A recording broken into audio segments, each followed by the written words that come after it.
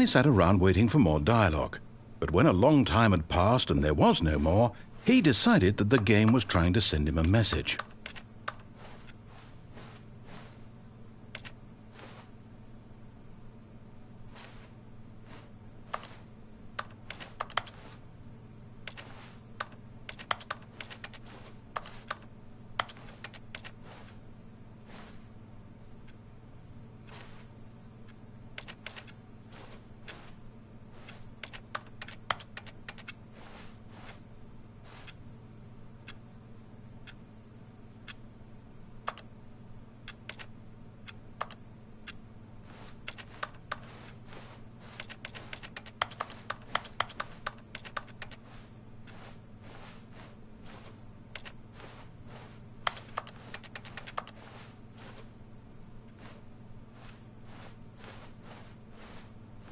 But at last, he'd had enough of the amazing room and took the first open door on his left to get back to business.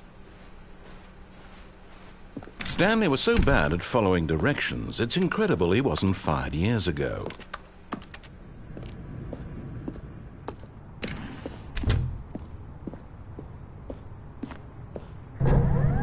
Look, Stanley, I think perhaps we've got... But in his eagerness to prove that he is in control of the story and no one gets to tell him what to do, Stanley leapt from the platform and plunged to his death. Good job, Stanley. Everyone thinks you are very powerful.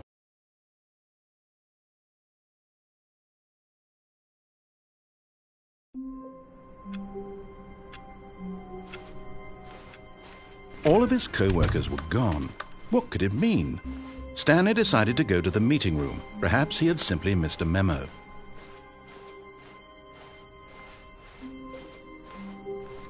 When Stanley came to a set of 2 open doors, he entered the door on his left. Yet there was not a single person here either.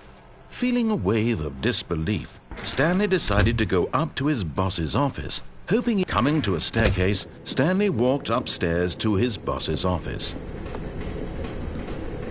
But Stanley just couldn't do it. He considered the possibility of facing his boss. Admitting he had left his post during work hours, he might be fired for that. And in such a competitive economy, why had he taken that risk? All because he believed everyone had vanished? His boss would think he was crazy. And then something occurred to Stanley. Maybe, he thought to himself, maybe I am crazy. All of my co-workers blinking mysteriously out of existence in a single moment for no reason at all? None of it made any logical sense. And as Stanley pondered this, he began to make other strange observations. For example, why couldn't he see his feet when he looked down? Why did doors close automatically behind him wherever he went? And for that matter, these rooms were starting to look pretty familiar. Were they simply repeating? No, Stanley said to himself, this is all too strange. This can't be real. And at last, he came to the conclusion that had been on the tip of his tongue. He just hadn't found the words for it. I'm dreaming, he yelled. This is all a dream. Oh, what a relief Stanley felt to have finally found an answer, an explanation. His co-workers weren't actually gone. He wasn't going to lose his job. He wasn't crazy after all. And he thought to himself, I suppose I'll wake up soon. I'll have to go back to my boring real-life job pushing buttons. I may as well enjoy this while I'm still lucid. So he imagined himself flying and began to gently float above the ground. Then he imagined himself soaring through space on a magical starfield, and it too appeared. It was so much fun, and Stanley marveled that he had still not woken up. How was he remaining so lucid? And then perhaps the strangest question of them all entered Stanley's head. One he was amazed he hadn't asked himself sooner. Why is there a voice in my head dictating everything that I'm doing and thinking? Now the voice was describing itself being considered by Stanley, who found it particularly strange. I'm dreaming about a voice describing me, thinking about how it's describing my thoughts, he thought. And while he thought it all very odd and wondered if this voice spoke to all people in their dreams, the truth was that, of course, this was not a dream. How could it be? Was Stanley simply deceiving himself? believing that if he's asleep, he doesn't have to take responsibility for himself. Stanley is as awake right now as he's ever been in his life. Now, hearing the voice speak these words was quite a shock to Stanley. After all, he knew for certain, beyond a doubt, that this was in fact a dream. Did the voice not see him float and make the magical stars just a moment ago? How else would the voice explain all that? This voice was a part of himself too. Surely, if he could just... He would prove it. He would prove that he was in control, that this was a dream. So he closed his eyes gently, and he invited himself to wake up. He felt the cool weight of the blanket on his skin, the press of the mattress on his back, the fresh air of a world outside this one. Let me wake up, he thought to himself. I'm through with this dream. I wish it to be over. Let me go back to my job. Let me continue pushing the buttons. Please, it's all I want. I want my apartment, and my wife, and my job. All I want is my life exactly the way it's always been. My life is normal. I am normal. Everything will be fine. I am okay.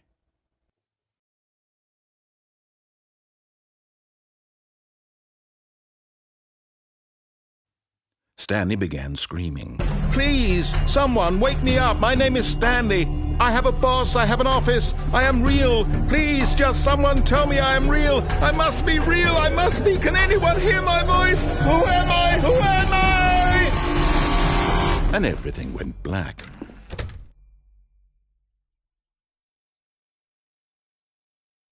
This is the story of a woman named Mariella.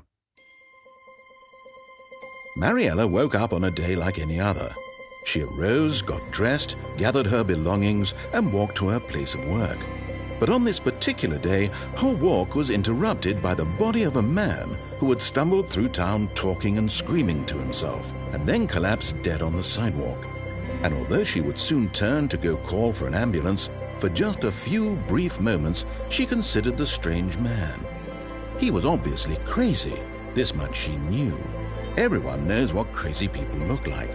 And in that moment, she thought to herself how lucky she was to be normal. I am sane. I am in control of my mind. I know what is real and what isn't.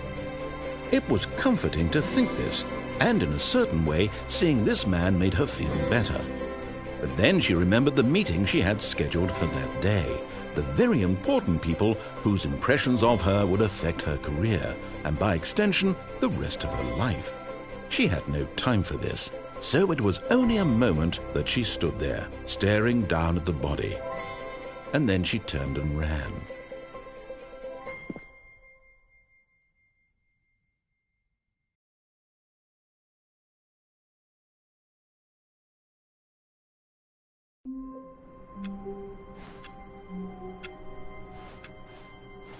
All of his co-workers were gone.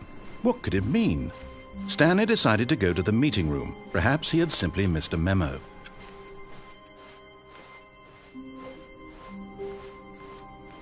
When Stanley came to a set of 2 open doors, he entered the door on his left.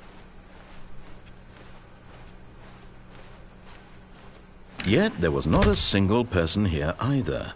Feeling a wave of disbelief, Stanley decided to go up to his boss. Coming to a staircase, Stanley walked upstairs to his boss's office.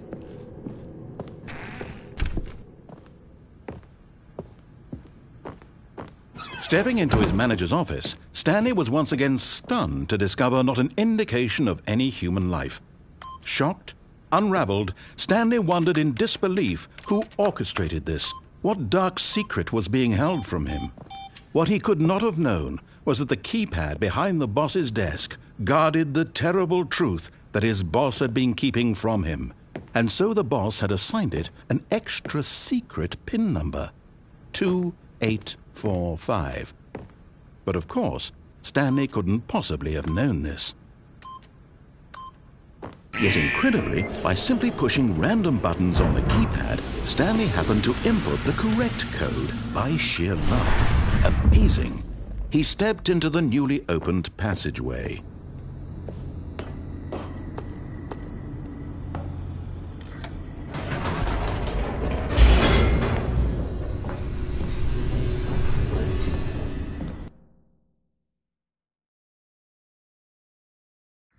Descending deeper into the building, Stanley realized he felt a bit peculiar. It was a stirring of emotion in his chest, as though he felt more free to think for himself, to question the nature of his job. Why did he feel this now, when for years it had never occurred to him? This question would not go unanswered for long.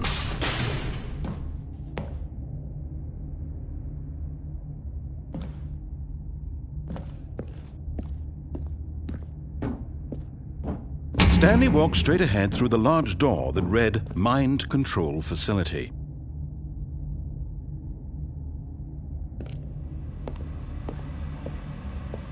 Although this passageway had the word Escape written on it, the truth was that at the end of this hall, Stanley would meet his violent death. But of course, Stanley thought better of it and realized he simply had too much to live for.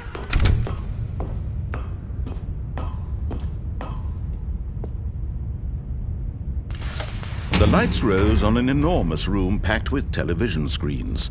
What horrible secret did this place hold? Stanley thought to himself. Did he have the strength to find out?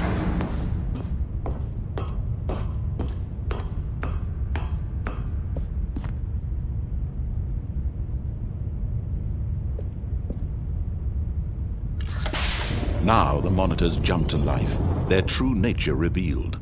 Each bore the number of an employee in the building, Stanley's co-workers. The lives of so many individuals reduced to images on a screen, and Stanley, one of them, eternally monitored in this place where freedom meant nothing.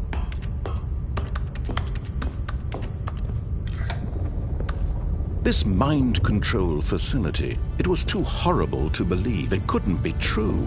Had Stanley really been under someone's control all this time? Was this the only reason he was happy with his boring job? That his emotions had been manipulated to accept it blindly? No, he refused to believe it. He couldn't accept it. His own life in someone else's control? Never! It was unthinkable, wasn't it? Was it even possible? Had he truly spent his entire life utterly blind to the world? But here was the proof, the heart of the operation. Controls labeled with emotions, happy or sad or content. Walking, eating, working, all of it monitored and commanded from this very place. And as the cold reality of his past began to sink in, Stanley decided that this machinery would never again exert its terrible power over another human life. For he would dismantle the controls once and for all.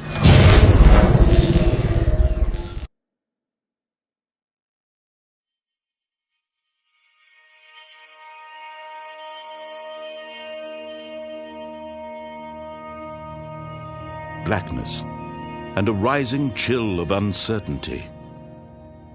Was it over? Yes! He had won! He had defeated the machine, unshackled himself from someone else's command. Freedom was mere moments away. And yet, even as the immense door slowly opened, Stanley reflected on how many puzzles still lay unsolved. Where had his co-workers gone? How had he been freed from the machine's grasp? What other mysteries did this strange building hold? But as sunlight streamed into the chamber, he realized none of this mattered to him, for it was not knowledge or even power that he had been seeking, but happiness. Perhaps his goal had not been to understand, but to let go. No longer would anyone tell him where to go, what to do, or how to feel. Whatever life he lives, it will be his. And that was all he needed to know. It was perhaps The only thing worth knowing. Stanley stepped through the open door. Stanley felt the cool breeze upon his skin, the feeling of liberation, the immense possibility of the new path before him. This was exactly the way, right now, that things were meant to happen. And Stanley was happy.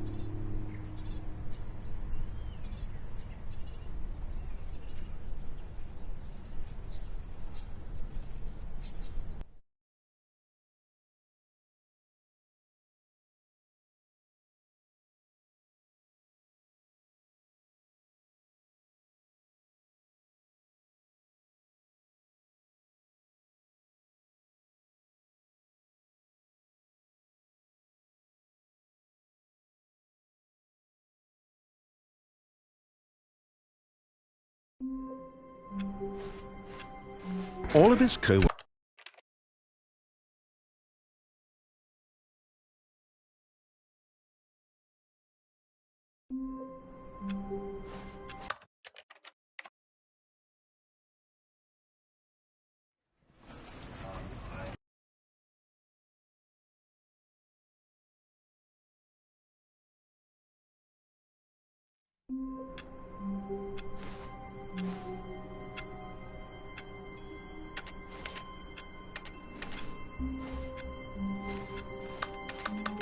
co-workers were gone.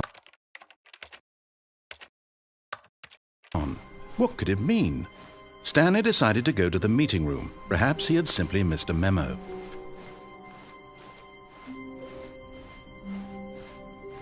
When Stanley came to a set of 2 open doors, this was not the correct way to the meeting room, and Stanley knew it perfectly well. Perhaps he wanted to stop by the employee lounge first, just to admire it.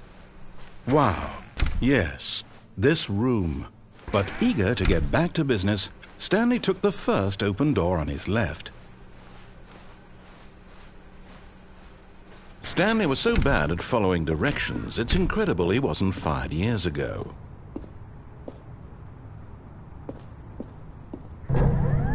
Look, Stanley, I think perhaps we've gotten off on the wrong foot here.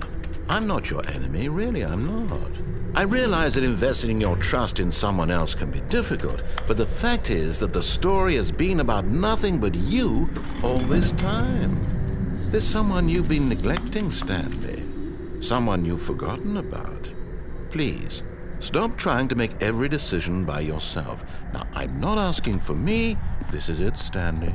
Your chance to redeem yourself, to put your work aside, to let her back into your life. She's been waiting.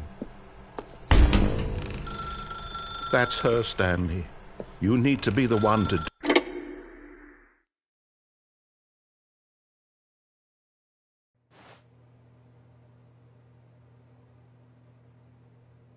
Oh, Stanley, is that you? Hold on, sweetie. Sorry to keep you waiting. I'm just pulling the bread out of the oven. All right. Okay, there we go. All right, now, I want you to come in and tell me all about your day. Gotcha! Oh, come on. Did you actually think you had a loving wife who'd want to commit their life to you? I'm trying to make a point here, Stanley. I'm trying to get you to see something. Come inside. Let me show you what's really going on here. Sorry, but you're in my story now.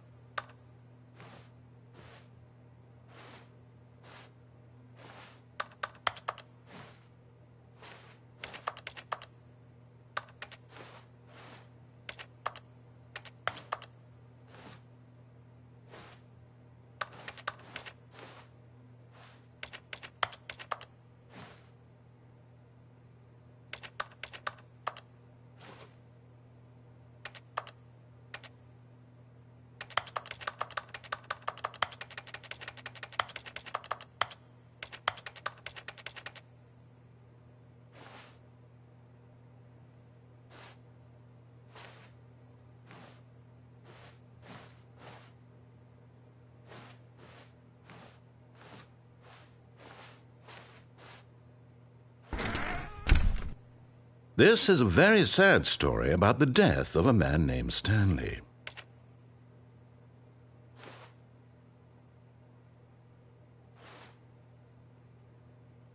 Stanley is quite a boring fellow.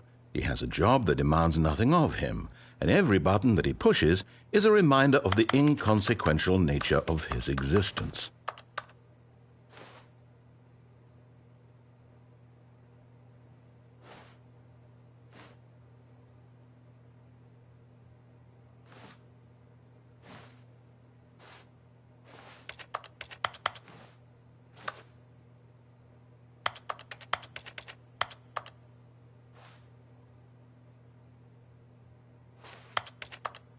Look at him there, pushing buttons, doing exactly what he's told to do. Now he's pushing a button. Now he's eating lunch. Now he's going home. Now he's coming back to work. One might even feel sorry for him, except that he's chosen this life. But in his mind, in his mind he can go on fantastic adventures. From behind his desk, Stanley dreamed of wild expeditions into the unknown, fantastic discoveries of new lands. It was wonderful, and each day that he returned to work was a reminder that none of it would ever happen to him. And so he began to fantasize about his own job. First, he imagined that one day while at work, he stepped up from his desk to realize that all of his co-workers, his boss, everyone in the building had suddenly vanished off the face of the earth. The thought excited him terribly. So he went further. He imagined that he came to 2 open doors and that he could go through either. At last, choice. It barely even mattered what lay behind each door. The mere thought that his decisions would mean something was almost too wonderful to behold. As he wandered through this fantasy world, he began to fill it with many possible paths and destinations. Down one path lay an enormous round room with monitors and mind controls.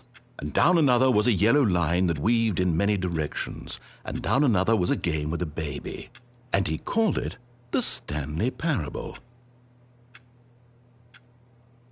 It was such a wonderful fantasy, and so in his head he relived it again, and then again, and again, over and over, wishing beyond hope that it would never end, that he might always feel this free. Surely there's an answer down some new path, mustn't there be? Perhaps if he played just one more time.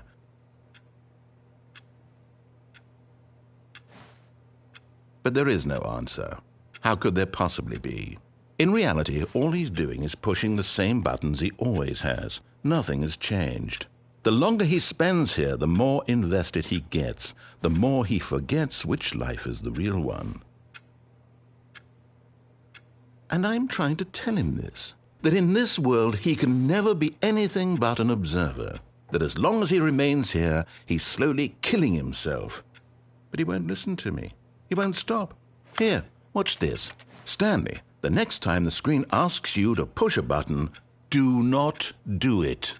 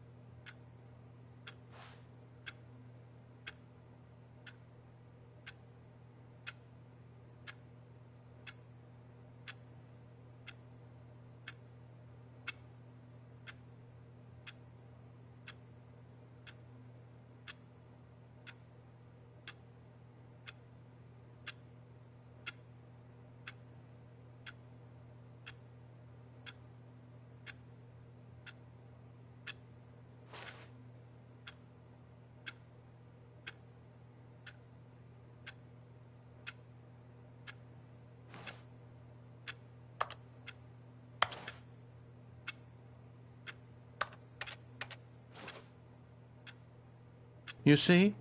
Can he just not hear me? How can I tell him in a way that he'll understand that every second he remains here, he's electing to kill himself? How can I get him to see what I see? How can I make him look at himself? I suppose I can't, not in the way I want him to. But I don't make the rules. I simply play to my intended purpose, the same as Stanley. We're not so different, I suppose. I'll try once more to convey all this to him. I'm compelled to. I must. Perhaps, well, maybe this time he'll see. Maybe this time. And I tried again, and Stanley pushed a button. And I tried again, and Stanley pushed a button. And I tried.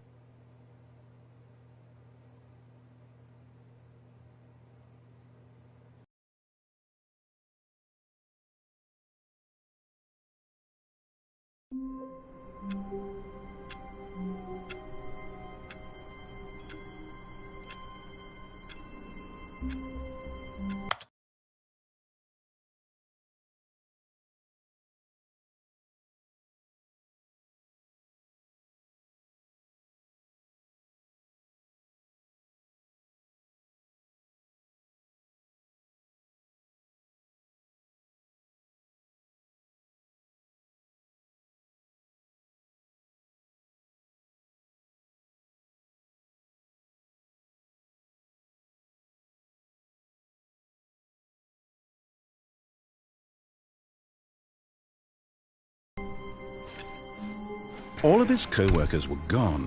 What could it mean? Stanley decided to go to the meeting room. Perhaps he had simply missed a memo.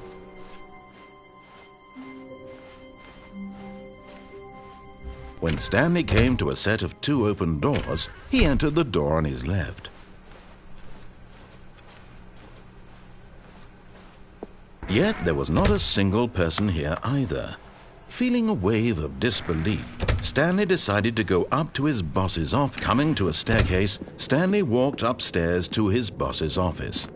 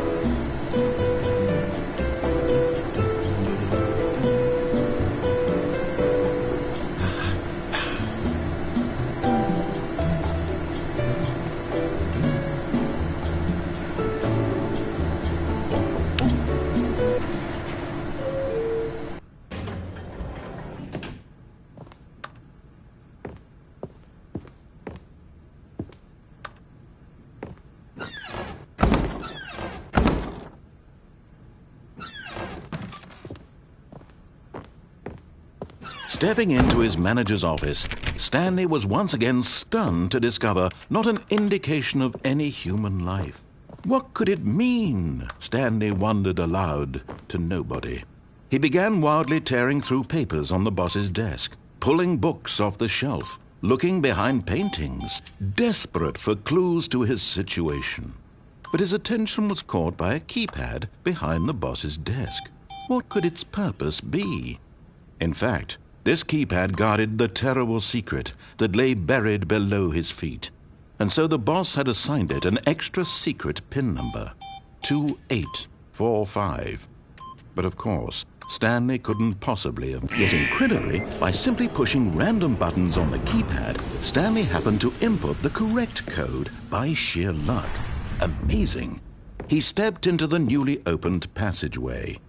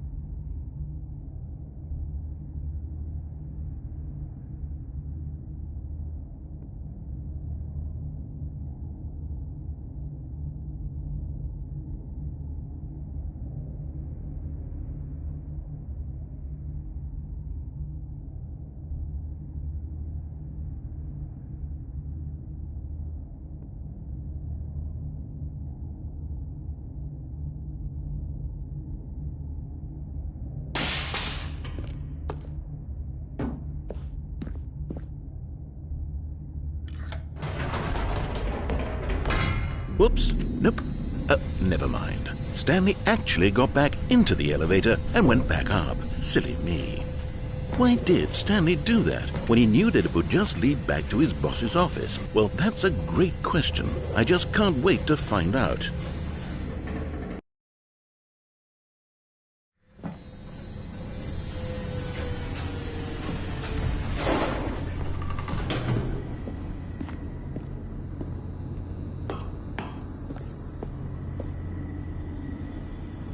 Here we are, Stanley. It's your boss's office. Exactly the way it was before you got onto the elevator. It's still just exactly what it is. What a decision you've made to come up here and look at the office again. This has fleshed out the plot of the story in new and fascinating ways I could have never anticipated. It's that keen eye for storytelling that you have, an incisive rapid fire of critical plot points, one after the other, weaving a rich tapestry of uncompromising narrative. Wow! I'm bolted to the edge of my seat. Incredible. Now he's getting back into the elevator and going down again. Ladies and gentlemen, how does he keep coming up with all of this?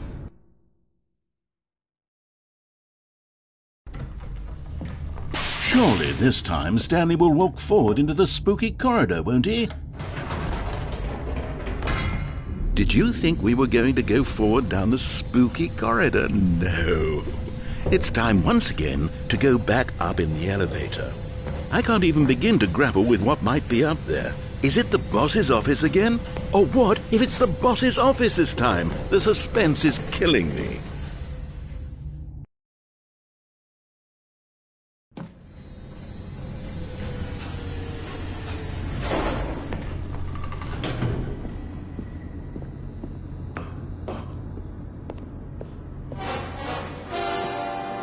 Oh my God, it's the boss's office. This absolutely changes everything for me. Give me a time out here for a minute while I process this.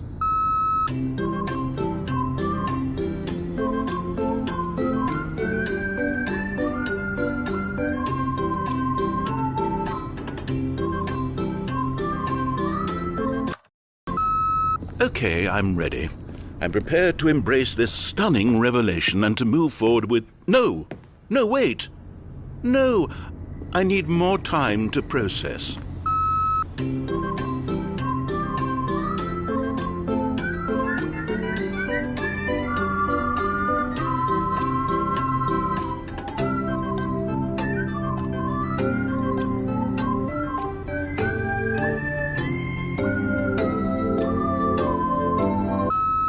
All right. I have fully come to terms with it. I have made space in my worldview for the... Of course. Going back down in the elevator. How did I not anticipate it? I mean, sure, now it's obvious, but you have to understand that 30 seconds ago, this kind of thing had never been attempted before. I had no frame of reference to even anticipate it. That's just how revelatory Stanley's decision-making is. A breath of fresh air in a landscape of storytelling that has grown stale and repetitive.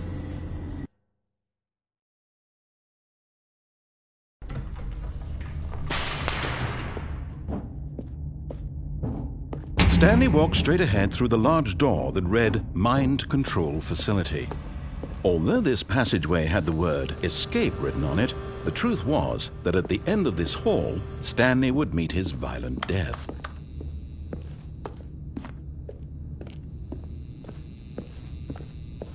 The door behind him was not shut. Stanley still had every opportunity to turn around and get back on track. At this point, Stanley was making a conscious, concerted effort to walk forward and willingly confront his death.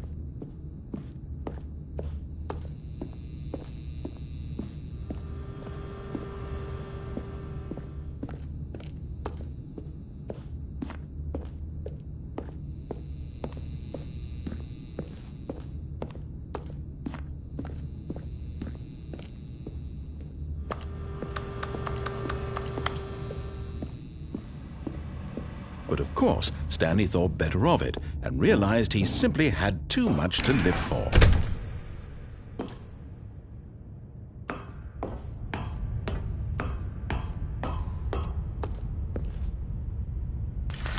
The lights rose on an enormous room packed with television screens. What horrible secret did this place hold? Stanley thought to himself. Did he have the strength to find out?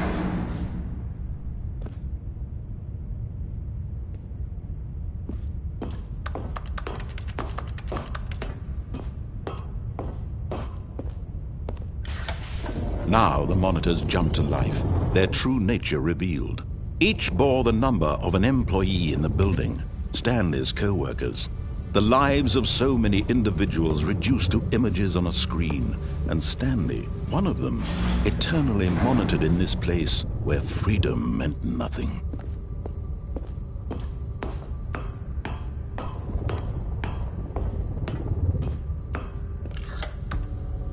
This mind control facility, it was too horrible to believe. It couldn't be true. Had Stanley really been under someone's control all this time? Was this the only reason he was happy with his boring job? That his emotions had been manipulated to accept it blindly?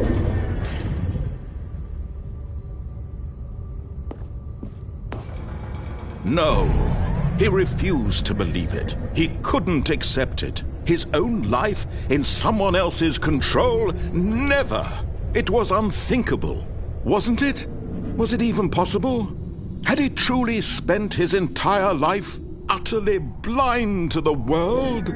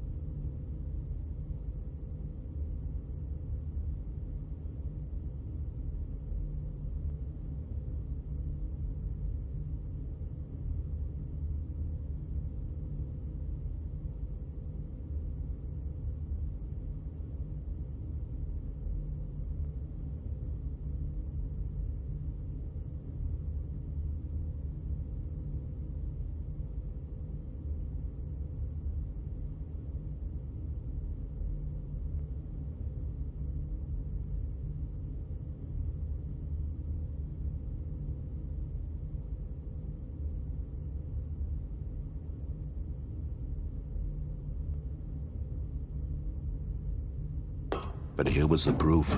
The heart of the operation. Controls labeled with emotions. Happy, or sad, or content. Walking, eating, working. All of it monitored and commanded from this very place. And as the cold reality of his past began to sink in, Stanley decided that this machinery would never again exert its terrible power over another human life.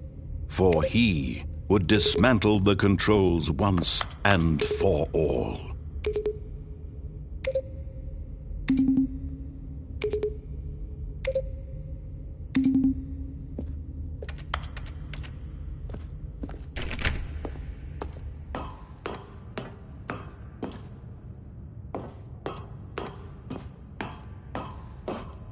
And when at last he found the source of the room's power, he knew it was his duty, his obligation, to put an end to this horrible place and to everything it stood for. Oh, Stanley, you didn't just activate the controls, did you? After they kept you enslaved all these years, you go and you try to take control of the machine for yourself. Is that what you wanted? Control? Oh, Stanley, I applaud your effort, I really do. But you need to understand, there's only so much that machine can do. You were supposed to let it go, turn the controls off, and leave. If you want to throw my story off track, you're going to have to do much better than that. I'm afraid you don't have nearly the power you think you do. For example, and I believe you'll find this pertinent, Stanley suddenly realized he had just initiated the network's emergency detonation system. In the event that this machine is activated without proper DNA identification, nuclear detonators are said to explode, eliminating the entire complex. How long until detonation then? Let's say, 2 minutes. Now this is making things a little more fun, isn't it, Stanley? It's your time to shine. You are the star. It's your story now. Shape it to your heart's desires. Oh, this is much better than what I had in mind. What a shame we have so little time left to enjoy it. Mere moments until the bomb goes off. But what precious moments each one of them is. More time to talk about you, about me, where we're going, what all this means. I barely know where to start. What's that? You'd like to know where your co-workers are? A moment of solace before you're obliterated? All right, I'm in a good mood. You're gonna die anyway. I'll tell you exactly what happened to them. I erased them. I turned off the machine. I set you free. Of course, that was merely in this instance of the story. Sometimes when I tell it, I simply let you sit there in your office forever, pushing buttons endlessly and then dying alone. Other times, I let the office sink into the ground, swallowing everyone inside, or I let it burn to a crisp. I have to say this, though, this version of events has been rather amusing. Watching you try to make sense of everything and take back the control wrested away from you, it's quite rich. I almost hate to see it go. But I'm sure whatever I come up with on the next go-around will be even better. My goodness, only 34 seconds left. But I'm enjoying this so much. You know what? To hell with it. I'm going to put some extra time on the clock, why not? These are precious additional seconds, Stanley. Time doesn't grow on trees. Oh dear me, what's the matter, Stanley? Is it that you have no idea where you're going or what you're supposed to be doing right now? Or did you just assume when you saw that timer that something in this room was capable of turning it off? I mean, look at you. Running from button to button, screen to screen, clicking on every little thing in this room. These numbered buttons, no, these colored ones, or maybe this big red button, or this door. Everything, anything, something here will save me. Why would you think that, Stanley? That this video game can be beaten? Won? Solved? Do you have any idea what your purpose in this place is? Stanley, you're in for quite a disappointment. But here's a spoiler for you. That timer isn't a catalyst to keep the action moving along. It's just seconds ticking away to your death. You're only still playing instead of watching a cutscene because I want to watch you for every moment that you're powerless. To see you made humble. This is not a challenge. It's a tragedy. You wanted to control this world, that's fine. But I'm going to destroy it first, so you can't. Take a look at the clock, Stanley. That's 30 seconds you have left to struggle. 30 seconds until a big boom and then nothing. No ending here, just you being blown to pieces. Will you cling desperately to your frail life, or will you let it go peacefully? Another choice. Make it count. Or don't. It's all the same to me, all a part of the joke. And believe me, I will be laughing at every second of your inevitable life from the moment we fade in until the moment I say, happily ever after.